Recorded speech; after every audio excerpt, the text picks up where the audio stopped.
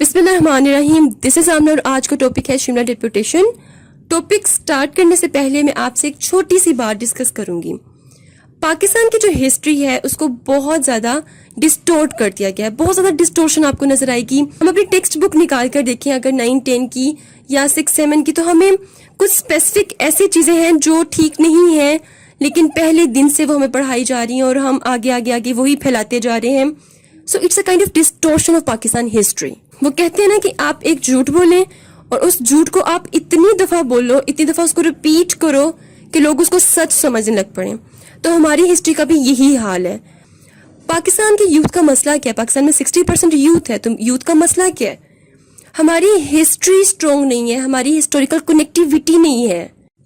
अब आपने ये काम करना है कि मेरे पाकिस्तान अफेयर्स के जितने भी लेक्चर्स हैं उनको कंसीडर करें, या यूट्यूबर्स बहुत से ऐसे हैं जिन्होंने बहुत अच्छे वे में माशाल्लाह से पाकिस्तान की हिस्ट्री को एक्सप्लेन किया है, आप उनके लेक्चर्स को कंसीडर करें और एक सीक्वेंस वाइज हाई वॉल्यूम करके हाई साउंड में अपने घर में लगा दें, ताकि आपके घर के जो बच्चे हैं, आपके बहन भाइयों के, आपके अपने जो बच्चे हैं, वो सब उस हिस्ट्री को सुने इन अ सीक्वेंस, ताकि आपके बच्चों की हिस्टोरिकल कनेक्टिविटी हो। आप आज देखें कि पाकिस्तान के ही लोग उठ के पाकिस्तान की आर्मी के खिलाफ बोल रहे हैं, पाकिस्तान के अगेंस्ट हैं। क्यों है? कि हमारी हिस्टोरिकल कनेक्टिविटी नहीं है। हमें नहीं पता कि पाकिस्तान कितनी मुश्किलों से हमने हासिल किया, कितनी कुर्बानियां दी हमारे मुस्लिम लीडरशिप ने, क्या क्या काम किए। तो पाकिस्तान की जो हिस्ट्री है वो इतनी स्ट्रॉन्ग होनी चाहिए कि पाकिस्तान की हिस्ट्री पाकिस्तान की यूथ के खून में शामिल होनी चाहिए। अब स्ट्रेट अवे अपने टॉपिक पे आते हैं। Today we will discuss about Shimla deputation 1906। Shimla deputation क्या था, किस तरह इसने एक इम्पोर्टेंट रोल प्ले किया मुसलमानों की डिमांड्स को परस्यू करने में। देखिए, शिमला डेपुटेशन एक मीटिंग थी that was between Muslim leadership and governor general. Governor general of India और मुस्लिम लीडरशिप में एक मीटिंग हुई, उस मीटिंग को कहते हैं शिमला डेपुटेशन। क्लियर? अब इस मीटिंग में क्या हुआ था? बेसिकली इस मीटिंग में मुसलमानों की जितनी भी डिमांड्स थी उन सबको ब्रिटिश के सामने पेश कर दिया गया था, और इन डिमांड्स में से बहुत सी डिमांड्स पूरी भी हुई 1909 के इंडियन काउंसिल एक्ट के अकॉर्डिंग। क्या ये इतना आसान था कि आप ब्रिटिश के सामने अपनी डिमांड्स रखो और वो उसको फौरन से पूरा कर लें? ऑफ कोर्स इतना आसान नहीं था। आप ये समझें कि उस टाइम मुसलमानों का अच्छा वक्त शुरू हो चुका था, क्योंकि उस टाइम इंग्लैंड में लिबरल पार्टी आ चुकी थी।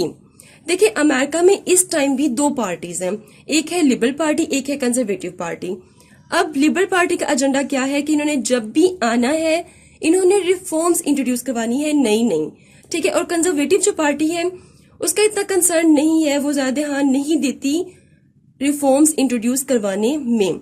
तो लिबरल पार्टी आई, इसने कहा कि ब्रिटिश इंडिया में भी बहुत सी रिफॉर्म्स को इंट्रोड्यूस करवाया जाएगा। उन्होंने 1909 की एक्ट में मुसलमानों की कुछ डिमांड्स को मान लिया। आज इस वीडियो में आपके साथ मैं कुछ मिस इन्फॉर्मेशंस, मिसकंसेप्शंस, कंट्रोवर्सीज को क्लियर करूंगी। कुछ ऐसी बातें जो हमें बचपन से पढ़ाई जा रही हैं, हमारी टेक्स्ट बुक में लिखी भी हुई हैं, लेकिन वो गलत है। देखिए, आज मैं आपको बताऊंगी कि कांग्रेस किस किस्म की पॉलिटिकल पार्टी थी, as well as all India Muslim league का क्या एजेंडा था, क्या इसके ऑब्जेक्टिव्स थे। पहली बात करते हैं कांग्रेस की। देखिए, बचपन से हमें पढ़ाया गया है जो कांग्रेस है वो हिंदुओं की पॉलिटिकल पार्टी थी। बचपन से हमें ये पढ़ाया जा रहा है कि जो कांग्रेस थी वो हिंदुओं की पॉलिटिकल पार्टी थी, लेकिन नहीं। From the very start Congress all India political party थी। इसमें डिफरेंट रिलीजन्स के जो लोग थे वो इसमें रिप्रेजेंटेटिव थे। बहुत से मुस्लिम लीडर्स इसमें थे, जैसे कि रहमतुल्लाह सयानी, मौलाना मोहम्मद अली, बदरुद्दीन तैयबी, और सबसे इम्पोर्टेंट कायदे आज़म मोहम्मद अली जिन्नाह भी कांग्रेस में शामिल थे। और ऑल इंडिया मुस्लिम लीग बनने के बाद भी कायदे आज़म मोहम्मद अली जिन्नाह कांग्रेस में ही रहे, लेकिन फिर एक स्पेसिफिक टाइम के बाद उन्होंने ऑल इंडिया मुस्लिम लीग को ज्वाइन कर लिया। वो स्पेसिफिक टाइम क्या था वो मैं आपको आगे चल के کلیئر کر دوں گی. Now it's clear from the beginning of Congress ایک ہندو پولیٹیکل پارٹی نہیں تھی. اب بات کرتے ہیں آل انڈیا مسلم لیگ کی. بچپن سے ہمارے ذہنوں میں یہ چیز انفیوز کی جا رہی ہے کہ آل انڈیا مسلم لیگ برٹش کے اگینسٹ تھی, ہندوؤں کے اگینسٹ تھی. ایسا کچھ بھی نہیں تھا, ہم لوگ بڑے پازیٹیو وے میں آگے چلے تھے. آل انڈیا مسلم لیگ کے 3 آبجیکٹیوز تھے. وہ کون کون سے آبجیکٹیوز تھے؟ To create feeling of loyalty for British among Muslims of India. پہلا آبجیکٹیو یہ تھا کہ جتنے بھی برٹش انڈیا کے مسلمان تھے ان سب کے دلوں میں برٹش کے لیے فیلنگ آف لائلٹی کو پروڈیوس کرنا. ہم برٹش کے اگینسٹ نہیں تھے, ہمارے دلوں میں ہیٹریڈ نہیں تھی against British. Then All India Muslim League کا دوسرا پرپس کیا تھا؟ To promote Muslim interest. مسلمانوں کے جتنے بھی انٹرسٹ ہیں, جتنے بھی ڈیمانڈز ہیں, ان سب کو پروموٹ کیا جائے. دیکھیں, جب آپ کے دل میں نفرتیں ہوتی ہیں, آپ کبھی بھی کوئی صحیح چیز بھی کرنی ہو تو آپ غلطی کرتے ہیں. تو آل انڈیا مسلم لیگ کے جو لیڈرز تھے, جو لیڈرشپ تھی, وہ اتنی آؤٹ اسٹینڈنگ تھی, اتنی ویل ایجوکیٹڈ تھی, ان کو پتا تھا کہ ہم ہر چیز کو پازیٹیو وے میں لے کے جائیں گے, نفرتوں سے ہم آگے نہیں بڑھیں گے, ہم لوئلٹی کی فیلنگ کو پروموٹ کر کے آگے جائیں گے. دین نمبر 3 آبجیکٹیو کیا تھا؟ To prevent the rise among Muslims of India of any feeling of hostility toward any community. دیکھیں, نو ڈاؤٹ مسلمانوں کے رائٹ سیکیور نہیں تھے, پروٹیکٹ نہیں تھے, مسلمانوں کے ساتھ ناانصافیاں ہوتی تھیں, مسلمان مائنورٹیز میں تھے. اب ایک نارمل پرسن ہے, اس کے ساتھ کوئی ناانصافی کرے تو اس کو بھی غصہ آ جائے گا. مسلم لیڈرشپ تھی, ان کی پہلی انٹینشن کیا تھی کہ انہوں نے مسلمانوں کے دلوں میں فیلنگ آف ہاسٹیلٹی مینز اینٹاگونزم کو نہیں پروڈیوس کرنا, نہیں پروموٹ کرنا, فیلنگ آف لائلٹی کے ذریعے ہی آگے جانا ہے. تو اب یہ کلیئر ہو چکا ہے کہ آل انڈیا مسلم لیگ کوئی اینٹی برٹش, کوئی اینٹی ہندو پارٹی نہیں تھی. ہم دوستی پر یقین رکھتے تھے, دوستی کے تھرو ہم آگے جانا چاہتے تھے. ٹھیک ہے, تو آل انڈیا مسلم لیگ ایک پازیٹیو وے میں آگے بڑھی ہے, دلوں سے نفرتیں نکال کے, لائلٹی کی فیلنگز رکھ کر اپنی ڈیمانڈز انہوں نے برٹش کے سامنے پیش کی. اب بات کرتے ہیں کہ ایک اسٹیٹ کے کتنے پلرز ہوتے ہیں, ایک اسٹیٹ کے کتنے ستون ہوتے ہیں. دیکھیں, ہر اسٹیٹ کے 3 پلرز ہوتے ہیں. Number 1 executive, legislative and judiciary. ٹھیک ہے, ان تینوں کا بہت امپورٹنٹ رول ہے شملہ ڈیپوٹیشن میں, شملہ ڈیپوٹیشن کی ڈیمانڈز میں. وہ ہم دیکھیں گے آگے. ابھی آپ صرف جو بہت ہی بیسک چیزیں ان کو انڈرسٹینڈ کر لیں کہ جب شملہ ڈیپوٹیشن پڑھنے لگے تو آپ کو یہ نہ لگے کہ ہم یہ کیا پڑھ رہے ہیں, آپ کو پہلے ہی وہ سب چیزیں پتا ہونی چاہیے. اچھا, شملہ ڈیپوٹیشن میں 2 ایسی پرسنالٹیز تھیں جن کا بہت بہت امپورٹنٹ رول تھا. مینز انہوں نے بیس رکھی تھی مسلمانوں کی, انہوں نے مسلمانوں کی ڈیمانڈز کو پرسیو کیا تھا, آگے پیش کیا تھا. ٹھیک ہے, ہم بچپن سے صرف 2-3 نام سنتے آ رہے ہیں کہ سر سید احمد خان, قائد اعظم محمد علی جناح, اس کے علاوہ علامہ اقبال. ہم بس یہی نام ریپیٹڈلی سنتے آ رہے ہیں کہ انہوں نے بہت سٹرگل کی پاکستان بنانے میں. کیا کبھی ہم نے سنا سر آغا خان یا پھر سید امیر علی؟ ان دونوں نے بہت بہت امپورٹنٹ رول پلے کیا تھا شملہ ڈیپوٹیشن کے تھرو مسلمانوں کی ڈیمانڈز کو برٹش کے سامنے پیش کرنا for the very first time. سب سے پہلے انہوں نے ہی مسلمانوں کے رائٹس کو پروٹیکٹ کرنے کی کوشش کی تھی. اب آپ انڈرسٹینڈ کر لیں کہ سر آغا خان کون تھے اور سید امیر علی کون تھے. سب سے پہلے پڑھتے ہیں کہ سر آغا خان کون تھے. He was former president of Assembly of League of Nation. League of Nation جو اسمبلی تھی اس کے پریزیڈنٹ تھے. First permanent president of all India Muslim league. All India Muslim league مسلمانوں کی پولیٹیکل پارٹی تھی, اس کے پہلے پرماننٹ پریزیڈنٹ سر آغا خان تھے. ان کا گول کیا تھا کہ ایڈوانسمنٹ آف مسلم ایجنڈاز, مسلمانوں کے جتنے بھی ایجنڈاز ہیں ان کی ایڈوانسمنٹ, ایز ویل ایز مسلمانوں کے جو پولیٹیکل رائٹس ہیں یا کوئی بھی رائٹ ہے ان کو انڈیا میں پروٹیکٹ کیا جائے. تو اب آپ نے بھولنا نہیں ہے کہ سر آغا خان کون ہے. اور انڈیا مسلم لیگ کے پہلے پرماننٹ پریزیڈنٹ تھے. سید امیر علی, ہی واز فارمر جج in Kolkata High Court. Kolkata High Court میں یہ فارمر جج تھے. And he was first to visualise Muslim should organise themselves politically, کہ مسلمان خود کو پولیٹیکلی آرگنائز کریں. پہلے تھے یہ جنہوں نے یہ ویژولاز کیا کہ مسلمانوں کو سب سے پہلے کس چیز کی ضرورت ہے, اپنے آپ کو پولیٹیکلی آرگنائز کرنے کی ضرورت ہے. تب ہی انڈین پبلک لائف میں ان کو ایک آنریبل پلیس مل سکتی ہے. دین ہی اسٹیبلشڈ سینٹرل نیشنل محمدن ایسوسیشن 1877. انہوں نے محمدن ایسوسیشن اسٹیبلش کیا 1877 میں, اور 25 ایئرز یہاں پہ سرو کرتے رہے. کیوں سرو کیا؟ تاکہ political advancement of Muslim rights, مسلمانوں کی پولیٹیکل ایڈوانسمنٹ ہو سکے, مسلمانوں کو رائٹس کو پروٹیکٹ کیا جا سکے. اس کے علاوہ سید امیر علی بہت ایکٹیو تھے آل انڈیا مسلم لیگ میں.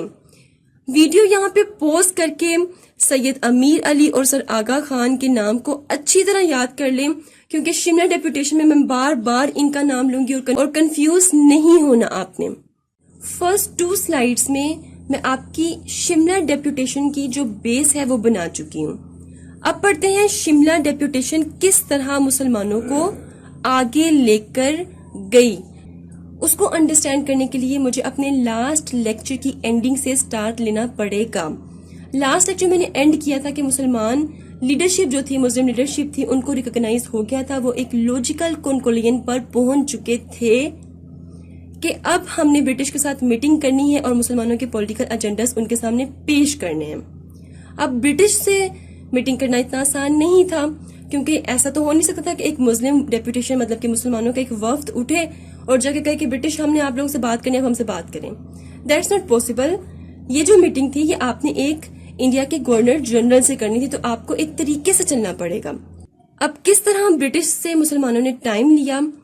اس وقت سر سید احمد خان کا ایک انسٹیٹیوشن تھا علی گڑھ کالج, وہاں ایک پرنسپل کے طور پہ برٹش سرو کر رہا تھا.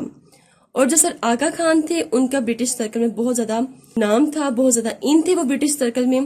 تو انہوں نے اپنے ڈفرینٹ ریفرنس سے ڈفرینٹ سورسز کو یوز کرتے ہوئے برٹش سے ایک میٹنگ ارینج کرنے کا کہا. فائنلی ڈیسائیڈ ہو گیا کہ شملہ میں ایک میٹنگ ہوگی گورنر جنرل آف انڈیا میں اور مسلم لیڈرشپ میں. ایک طرف تو مسلم لیڈرشپ یہ اسٹرگل کر رہے تھے کہ اب ہم نے برٹش سے میٹنگ کرنی ہے, اپنی ڈیمانڈ ان کے سامنے رکھنی ہے. دوسری طرف یہ سارا جو کام تھا یہ رات کے اندھیرے میں نہیں ہو رہا تھا. یہ سب کو پتا تھا کہ ہاں مسلمان ملنے جا رہے ہیں برٹش سے. کانگریس کو بھی یہ پتا تھا اور بہت سے جو بڑے بڑے انڈسٹریلسٹ ہیں سب کو پتا تھا. اور آپ کو یہ بھی یاد ہونا چاہیے کہ بنگال پارٹیشن کے بعد جو کانگریس تھی انہوں نے اپرائزنگ ایجیٹیشن سٹارٹ کر دی اور وہ سڑکوں پر آ گئے تھے. اب جب ان کو پتا چلا کہ مسلمان جا رہے ہیں ملنے برٹش سے, تو کچھ ایسا نہ ہو جائے کہ ہماری ایگزسٹنس کو خطرہ ہو. دیکھیں میں نے آپ کو لاسٹ لیکچر میں بتایا تھا کہ جو کانگریس تھی ان کو اپنی ایگزسٹنس کا خطرہ بھی پڑ گیا تھا. اس بیس پہ انہوں نے مزید اینٹی مسلم ایک موومنٹ سٹارٹ کر دی, ایجیٹیشن بڑھا دی انہوں نے. ان کانگریس جو بھی کر رہی تھی مسلم لیڈرشپ اس کے باوجود شملہ گئے اور گورنر جنرل سے انہوں نے میٹنگ کی. سو Shimla deputation was meeting organised by Indian Muslim leaders met the Governor General Lord Minto in Shimla 1906. اب یہ بات یاد رہے کہ 1906 میں کرزن کی بجائے انڈیا کا گورنر جنرل لارڈ منٹو بن چکا تھا. اچھا, منٹو مورلے میں آپ کو بتا دوں, منٹو مورلے کسی ایک پرسن کا نام نہیں ہے, اکثر ہم کنفیوز ہو جاتے ہیں. منٹو اس ٹائم انڈیا کا گورنر جنرل تھا اور جو مورلے تھا وہ اس time Secretary of Indian Affairs تھا. Clear? Means Secretary of State for Indian Affairs تھا مورلے. یہ الگ الگ 2 پرسنالٹیز ہیں, آپ نے ان کو کنفیوز نہیں کرنا. بہت سے اسٹوڈنٹس کو کنفیوز کر دیتے ہیں. میٹنگ ہوئی مسلم لیڈرز میں اور لارڈ منٹو میں. اس میٹنگ میں جو مسلمان تھے انہوں نے اپنی ساری ڈیمانڈز پریزنٹ کی, اپنی ڈیمانڈز. اور یہ جو ڈیمانڈز تھی یہ بیسیکلی ایک بیس تھی مسلمانوں کی پاکستان کو حاصل کرنے کے لیے. ہم ہمیشہ قائد اعظم محمد علی جناح کا نام سنتے رہے, علامہ اقبال کا.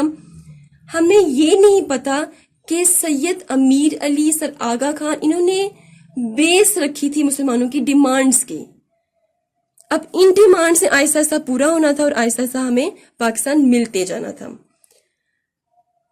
اب یہ جو مسلم لیڈرشپ تھی، میں آپ کو بار بار کہتی ہوں، یہ بہت ہی آؤٹ اسٹینڈنگ لیڈرشپ تھی. یہ ایسے ہی منہ اٹھا کے نہیں چلے گئے تھے لارڈ منٹو کے پاس کہ بھائی یہ ہماری ڈیمانڈز ان کو پورا کریں. نہیں، یہ جو آلٹرنیٹیو لے کے گئے تھے، جو ڈیمانڈز انہوں نے پریزنٹ کی تھی، ان پہ 1,25,000 سائنس تھے مسلمانوں کے ان ڈیمانڈز پہ. مطلب مسلمان چاہتے تھے کہ یہ ڈیمانڈز پوری ہوں، ان کے پاس پروف تھا پورا، وہ یہ لے کے گئے تھے. چلے انہوں نے ڈیمانڈز رکھ دی لارڈ منٹو کے سامنے، اور لارڈ منٹو نے پوری بات سن کے کہا کہ بھئی میں آپ کی یہ ڈیمانڈز نہیں مان سکتا. انہوں نے کہا کہ آپ یہ جو ڈیمانڈز لے کے آئے ہیں یہ انڈر دی لیڈرشپ آف سر آغا خان ہے. ہم سر آغا خان کی بڑی عزت کرتے ہیں، سر آغا خان ہمارے لیے بڑے محترم ہیں، لیکن انسٹیڈ آف دیٹ میں آپ کی ڈیمانڈز نہیں مان سکتا. کیوں نہیں مان سکتا؟ کیونکہ پہلے لیکچر میں آپ کو پورا میکینزم سمجھا چکی ہوں کہ گورنر جنرل آف انڈیا کے پاس یہ اتھارٹی نہیں ہوتی کہ وہ ڈیسیژن میکنگ کر سکے. ڈیسیژن میکنگ کی اتھارٹی کس کے پاس ہوتی ہے؟ برٹش پارلیمنٹ کے پاس ہوتی ہے. تو لارڈ منٹو نے کہا کہ آپ کی جو ڈیمانڈز ہیں میں سمپلی ان کو secretary of state means Morley تک پہنچا دوں گا، وہ آگے برٹش پارلیمنٹ تک پہنچا دے گا، ہمارا کام پورا ہو جائے گا. لیکن میں آپ کو بتاتا ہوں کہ آپ کی ڈیمانڈز پوری نہیں ہونے والی ہیں. کیوں نہیں ہونے والی ہیں؟ کیونکہ اس نے کہا کہ آپ کو چاہیے کہ آپ اپنی ایک پولیٹیکل پارٹی بنائیں، اپنی اس پولیٹیکل پارٹی کے فورم سے اپنی ان ڈیمانڈز کو مجھ تک لے کے آئیں، میں ان کو پازیٹیو ریمارکس لگاؤں گا، آگے سیکرٹری آف اسٹیٹ کو بھیجوں گا، آگے وہ برٹش پارلیمنٹ کو بھیجیں گے، اور پھر ہو سکتا ہے کہ کچھ ہو. لیکن ابھی جو آپ آگے ہیں یہ ڈیمانڈ دے کے، چاہے اس پہ 1.25 سائنس ہی کیوں نہ ہو مسلمانوں کے، لیکن برٹش پارلیمنٹ اس کو کیا سمجھتی ہے؟ آپ اپنی پولیٹیکل پارٹی بنائیں، اس کے بعد سوچ سکتے ہیں اس بات پر. تو بہت سے جو اینٹی مسلم ہے وہ یہ بھی کہتے ہیں کہ جو آل انڈیا مسلم لیگ ہے وہ برٹش کی پارٹی ہے، برٹش کے کہنے پہ بنی، یہ وہ اس طرح کی باتیں بہت سے سننے کو آتی ہیں. لیکن دیکھیں سیاست کس چیز کا نام ہے؟ سیاست میں اگر آپ کو کوئی اچھی ایڈوائس دیتا ہے، کوئی سجیشن دیتا ہے تو آپ کو لے لینی چاہیے. اٹ ڈزنٹ مین کہ اس نے وہ پارٹی بنائی ہے. جو مسلم لیڈرشپ تھی انہوں نے کہا کہ ہاں بات تو ٹھیک ہے. پھر فائنلی کیا ہوا کہ 30 دسمبر 1906 میں آل انڈیا مسلم لیگ اسٹیبلشڈ ہو گئی، اور پھر اس فورم سے مسلمانوں کے یہ سب ڈیمانڈ سامنے آئے. اب شملہ ڈیپوٹیشن میں کس قسم کے ڈیمانڈ سامنے رکھے؟ ہم بار بار ڈیمانڈز کی بات کریں، وہ ڈیمانڈز تھے کون سے وہ دیکھتے ہیں. Before I rush forward, you must remember this کہ جو شملہ ڈیپوٹیشن ہوا تھا، جو مسلم وفد گیا تھا برٹش کے پاس، وہ کتنے لوگ گئے تھے؟ وہ 35 ممبرز پر مشتمل تھا. اور یہ بہت مزے کی بات ہے کہ جتنے بھی 35 ممبرز تھے ان سب کا ایک لنک تھا سر سید اسکول آف تھاٹ کے ساتھ. 35 ممبرز میں سے سب ایسے لوگ تھے جو سر سید اسکول آف تھاٹ کے اسٹوڈنٹس تھے، کچھ ٹیچرز تھے، کچھ لیڈرز تھے، کچھ ایسے تھے جن کے بچے سر سید اسکول آف تھاٹ میں پڑھے تھے. تو سب کس سے بلونگ کرتے تھے؟ کس کے ساتھ لنک تھا؟ سر سید اسکول آف تھاٹ کے ساتھ لنک تھا.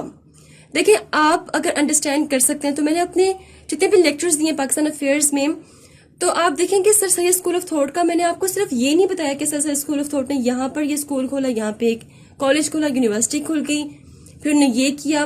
میں نے ایسا کچھ بھی، میں نے آپ کو ایک سیکوینس سے لے کے چل رہی ہوں کہ سر سید اسکول آف تھاٹ نے کس طرح مسلمانوں کی بنیاد رکھی ہے. تو ناؤ اٹس کلیئر کہ 35 ممبرز تھے. اب یہ بات میں آپ کو پہلے بتا چکی ہوں کہ ایک اسٹیٹ کے کتنے پلرز ہوتے ہیں؟ 3 ہوتے ہیں، ایگزیکٹو، جوڈیشری اینڈ لیجسلیٹو. مسلمانوں کی جو ڈیمانڈز تھیں شملہ ڈیپوٹیشن سے وہ ان تینوں کے ارد گرد گھوم رہی تھیں. میں نے آپ کو پہلے لیکچر میں ایک میکینزم سمجھایا تھا کہ گورنر جنرل کے نیچے 2 کاؤنسلز ہوتی ہیں، ایک ہوتی ہے ایگزیکٹو کاؤنسل، ایک ہوتی ہے لیجسلیٹو کاؤنسل. ٹھیک ہے، اور یہ بات کنفرم تھی، سب کو نظر آ رہی تھی کہ جو ایگزیکٹو کاؤنسل ہے وہاں پہ کوئی بھی مسلم الیکٹ نہیں ہوا تھا، کیونکہ ایگزیکٹو کاؤنسل میں رول تھا کہ صرف 5 ہی ممبرز ہوں گے، وہ برٹش ممبرز ہوں گے. تو شملہ ڈیپوٹیشن میں جو مسلم لیڈرشپ تھی انہوں نے یہ ڈیمانڈ رکھی ایگزیکٹو کاؤنسل میں مسلمانوں کو ایڈ کیا جائے، مسلمانوں کی سیٹس ہونی چاہیے. کتنی سیٹس ہونی چاہیے یہ انہوں نے نہیں بتایا. اس کے علاوہ مسلم لیڈرشپ کی جو دوسری ڈیمانڈ تھی وہ تھی جوڈیشری. مطلب جوڈیشری میں مسلمانوں کی سیٹس ہونی چاہیے, مسلمان ججز ہونے چاہیے. ایسا نہیں تھا کہ مسلمانوں نے ایز اے جج پرفارم نہیں کیا تھا برٹش انڈیا میں, بلکہ سر امام علی جج تھے اور سید امیر علی میں آپ کو آلریڈی بتا چکی ہوں کہ کولکتہ ہائی کورٹ میں یہ جج رہ چکے تھے. انہوں نے پرفارم کیا تھا, لیکن اس کے باوجود بہت سے ایسی پرابلمز فیس کرنے پڑتے تھے جہاں پہ مسلمانوں کو ان کے اسلامک لو کے مطابق فیصلے سننے کو نہیں ملتے تھے. اب دیکھیں ہمارا اسلام ماشاءاللہ بہت خوبصورت ہے. ہمارے اسلام میں اتنے خوبصورت رولز اینڈ لوز ہیں کہ ہمیں ہر طرف سے سیکیور کر دیا گیا ہے. ہماری جو وراثت ہے اس میں یہ بتا دیا گیا ہے کہ ایک بیٹا ہے اس کا اتنا حصہ ہوتا ہے, ایک وراثت میں ایک بیٹی ہے اس کا اتنا حصہ ہوتا ہے. تو کلیئر بتا دیا گیا. اب جو British rules and regulations and laws تھے جتنے بھی, وہ اسلام کے اکارڈنگ تو نہیں تھے, ان کے اپنے تھے. تو بعض اوقات جو برٹش ججز تھے وہ کچھ اس طرح کے فیصلے کر دیتے تھے کہ جو مسلمان تھے ان کے سینٹیمنٹس ہرٹ ہوتے تھے. تو یہ پرابلم ایگزسٹ کرتی تھی. تو اس لیے جو مسلم لیڈرشپ تھے انہوں نے کہا کہ مسلمانوں کے الگ سے کورٹس ہوں جہاں پہ ان کے الگ سے فیصلے سنائے جائیں تاکہ مسلمان کے جو سینٹیمنٹس ہیں وہ ہرٹ نہ ہوں. Number 3 legislative. یہ بہت امپورٹنٹ کاؤنسل ہے. اب آلریڈی آپ کو پتہ ہے کہ اس میں 40% انڈینز الاؤڈ تھے بائی نومینیٹڈ الیکشنز, 60% اس میں برٹش الاؤڈ تھے. اب انڈینز جو 40% کوٹا رکھا گیا تھا, ان انڈینز میں مسلمانوں کی کتنی سیٹس ہوں گی وہ کلیئر نہیں تھا. اب مسلمانوں کی ڈیمانڈ یہ تھی کہ جو امپیریل لیجسلیٹو کاؤنسل ہے اس میں مسلمانوں کو سیٹس دی جائیں, اور اتنی سیٹس دی جائیں جتنی مسلمانوں کی پاپولیشن ہے اس سے زیادہ مسلمانوں کی سیٹس ہونی چاہیے لیجسلیٹو کاؤنسل میں. اس ٹائم جتنے بھی پروونسز ہیں ان سب کی مسلم پاپولیشن کو کلیکٹیولی اگر اسٹیٹسٹکس اس کے نکالی جائے تو 20 to 25% مسلم ایگزسٹ کرتے تھے. تو مسلم لیڈرشپ نے کہا کہ جتنی پاپولیشن ہے مسلمانوں کی اس سے زیادہ لیجسلیٹو کاؤنسل میں مسلمانوں کی سیٹس ہونی چاہیے. اگر لیٹس سپوز کہ 100 سیٹس ہیں تو 25% مسلمانوں کی سیٹس ہونی چاہیے. فرض کریں کہ 100 سیٹوں میں سے 25% مسلمانوں کو مل گئی سیٹس, لیکن کب ملیں گے سیٹس؟ جب آپ کا ایک سیپریٹ الیکٹریٹ ہوگا. انہوں نے کہا کہ ٹھیک ہے آپ 25 سیٹس مسلمانوں کو ہم نے دے دیں, لیکن وہاں پر ایک شرط یہ بھی ہے کہ نومینیٹڈ الیکشنز کے بعد ہی یہاں پر کوئی الیکٹ ہوگا, اور نومینیٹڈ الیکشنز کے تھرو الیکٹ ہونے کا ایک ہی ذریعہ تھا کہ مسلمانوں کا ایک الگ سے الیکٹریٹ ہو. تب ہی یہ بات ایشور کروائی جا سکتی تھی کہ مسلمان لیجسلیٹو کاؤنسل میں آ سکتے ہیں اور ان کو اتنی ہی سیٹس مل سکتی ہیں. تو مسئلہ آ کر رک گیا سیپریٹ الیکٹریٹ پہ. اس کے علاوہ خیر سیپریٹ الیکٹریٹ پہ مزید بحث کرتے ہیں, وہ میں آگے آپ کو بتاتی ہوں سارا, لیکن ڈیمانڈز ایک دفعہ آپ سن لیں. ان تینوں کے علاوہ جو ڈیمانڈ تھی وہ تھی کہ مسلمانوں نے کہا کہ ہمیں ہمارے رائٹس ملنے چاہیے, ہمیں آپ میکسیمم گارنٹی دیں کہ مسلمانوں کے جو رائٹس ہیں وہ پروٹیکٹ کیے جائیں گے, پلس آپ ہمیں جابس دیں, امپلائمنٹس دیں. اس کے ساتھ ساتھ ہم نے اپنی یونیورسٹی بنانی ہے. یہاں پہ میں آپ کو ایک بات کلیئر کر دوں کہ بنارس میں ہندوؤں نے اپنی ایک الگ سے یونیورسٹی بنا لی تھی. مسلم لیڈرشپ نے کہا کہ ہمیں اس سے کوئی فرق نہیں پڑتا کہ ہندوؤں کی اپنی ایک یونیورسٹی ہے, اچھی بات ہے, ان کی یونیورسٹی ہونی چاہیے, ہم ان سے جلتے نہیں ہیں. We don't have feeling of jealousy, antagonism. ہم ایسی کوئی بھی چیز شو آف نہیں کرنا چاہتے اور نہ ہمارے دلوں میں ایسا کچھ ہے. ہم بس اتنا چاہتے ہیں کہ ہماری بھی اپنی یونیورسٹی ہونی چاہیے, کیونکہ یونیورسٹی آپ کی نالج کو پروموٹ کرتی ہے, آپ کے نالج کو پروٹیکٹ کرتی ہے, ایز ویل ایز آپ کے کلچر کو سپریڈ کرتی ہے. تو انہوں نے کہا کہ ہم اپنے کلچر کو سپریڈ کرنا چاہتے ہیں, پروموٹ کرنا چاہتے ہیں, اس بیس پہ ہمیں ہماری یونیورسٹیز بھی چاہیے. تو یہ سب ان کی ڈیمانڈس ہیں. اس کے علاوہ کچھ اور بھی چھوٹی چھوٹی ڈیمانڈس ہیں, لیکن جو مین ڈیمانڈ ہے وہ تھی ایگزیکٹو, جوڈیشری اینڈ لیجسلیٹو. یہ سب ڈیمانڈس ایک طرف, لیکن ایک پوائنٹ ایسا تھا جہاں پہ برٹش سوچنے پر مجبور ہو گئے. اب وہ ایک پوائنٹ کون سا تھا؟ وہ ایک پن پوائنٹ یہ تھا کہ آئیڈیا آف سیپریٹ الیکٹریٹ, کہ مسلمانوں کا ایک سیپریٹ الیکٹریٹ ہونا چاہیے. اس بات کو بہت اچھی طرح سے برٹش کو ریکگنائز کروایا سید میر علی اور سر آغا خان نے. انہوں نے برٹش کو بتایا کہ اگر آپ مسلمانوں کو ان کا سیپریٹ الیکٹوریٹ نہیں دیتے تو without this separate electorate there is no political future of Muslims. مسلمانوں کا کوئی پولیٹیکل فیوچر نہیں ہے. سر آغا خان، سید میر علی، انہوں نے برٹش کے مائنڈ میں یہ چیز انفیوز کی کہ آپ آج کل کی سچویشن کو دیکھیں. آج کل کیا ہو رہا ہے؟ آج کانگریس اپرائزنگ ہے، ایجیٹیشن ہے، پروٹیسٹ سٹارٹ ہو چکے ہیں، سویئر قسم کی ایجیٹیشن آ رہی ہے، لوگ روڈز پر نکلے ہوئے ہیں. اگر آپ مسلمانوں کو ان کا سیپریٹ الیکٹوریٹ نہیں دیتے تو مسلمانوں کی جو 25% پاپولیشن آپ ان کی سپورٹ کھو دیں گے. برٹش اس چیز کو ریکگنائز کر رہا تھا، اس کو پتا تھا کہ مسلمانوں کی سپورٹ بھی ہمارے لیے ضروری ہے. ایک یہ بات بھی یہاں پہ بتا دوں کہ یہ جو سیپریٹ الیکٹوریٹ اتنا بڑا مسئلہ نہیں ہے. ساؤتھ افریقہ میں بھی برٹش کو اس طرح کی سچویشن کو فیس کرنا پڑا. وہاں پہ بھی سیپریٹ الیکٹوریٹ کی ڈیمانڈ کی گئی، لیکن وہاں پہ ریس کی بیس پر تھی، کلر کی بیس پر تھی. برٹش انڈیا میں جو مسلمان سیپریٹ الیکٹوریٹ کی ڈیمانڈ کر رہے تھے اس کے پیچھے ان کے ریلیجیس کنسرنز تھے، اپنے مذہب کی بنیاد پہ کر رہے تھے. تو برٹش کو یہ لگ رہا تھا کہ اگر ہم سیپریٹ الیکٹوریٹ ان کو دے دیتے ہیں تو برٹش انڈیا میں تو کمیونلزم سٹارٹ ہو جائے گا. کمیونلزم کیا ہوتا ہے کہ ایک ہول سوسائٹی کے بجائے ایک جو سوسائٹی ہے وہ ایتھنک گروپ میں ڈیوائیڈ ہو جائے گی. تو ان کو یہ بھی ڈر تھا، کہتے کہ اتنا آسان نہیں کہ ہم ان کو سیپریٹ الیکٹوریٹ دے دیں. برٹش اپنا سوچ رہے تھے، سر آغا خان، سید میر علی اپنا کام کر رہے تھے. سید میر علی، سر آغا خان نے برٹش کو یہ بتایا کہ جب آپ کہتے ہو نا آل انڈیا مسلم لیگ، اس کا مطلب یہ نہیں ہوتا کہ یہ ایک گروپ ہے، ایک اسپیسیفک مذہب کے فالوورز ہیں. اس کا مطلب یہ نہیں ہے. اس کا مطلب یہ ہے کہ آل انڈیا مسلم لیگ ایک قوم ہے، ایک کمیونٹی ہے. آپ کو اس چیز کو ریکگنائز کرنا پڑے گا، چاہے ہم مائنورٹیز میں ہی کیوں نہ ہوں، but you have to recognise this کہ ہم ایک قوم ہے، ہم ایک کمیونٹی ہیں. اب کس طرح 1909 کے ایکٹ کے اکارڈنگ مسلمانوں کی یہ ڈیمانڈز مانی جائیں گی، کس طرح سید میر علی نے، سر آغا خان نے اسٹرگل کی، وہ ہم دیکھیں گے اپنی نیکسٹ ویڈیو میں. So this is all about Shimla deputation. hope this will help you a lot. اب باری ہے آپ پہ کمنٹس کی. کمنٹس میں ان کمنٹس کو جسٹ کنسیڈر کیا کروں گی جو سب کے لیے امپورٹنٹ ہوں گے. تو کمنٹس میں اسٹوڈنٹس مجھ سے پوچھ رہے ہیں کہ آپ پاکستان افیئرس کے کوشچنس کے بارے میں کچھ بتائیں کہ کس طرح کے کوشچن آئیں گے. دیکھیں، stay calm and be patient, سب کچھ بتاؤں گی، لیکن اس سے پہلے مجھے ایک دفعہ ہسٹری پڑھانے دیں. ہسٹری کا پورشن بہت کمپلیکس پورشن اور بہت ڈیفیکلٹ بھی ہوتا ہے. ہسٹری انڈرسٹینڈ کیے بغیر آپ سیدھا ڈائریکٹ کوشچنس پہ چلے جائیں گے تو آپ کو سمجھ نہیں آئے گی کہ کس طرح کے کوشچنس آئیں گے. Do write your questions in comment section below and hit the like and subscribe button if you haven't yet. مجھے اپنی دعا میں یاد رکھیے. Until then stay tuned and اللہ حافظ.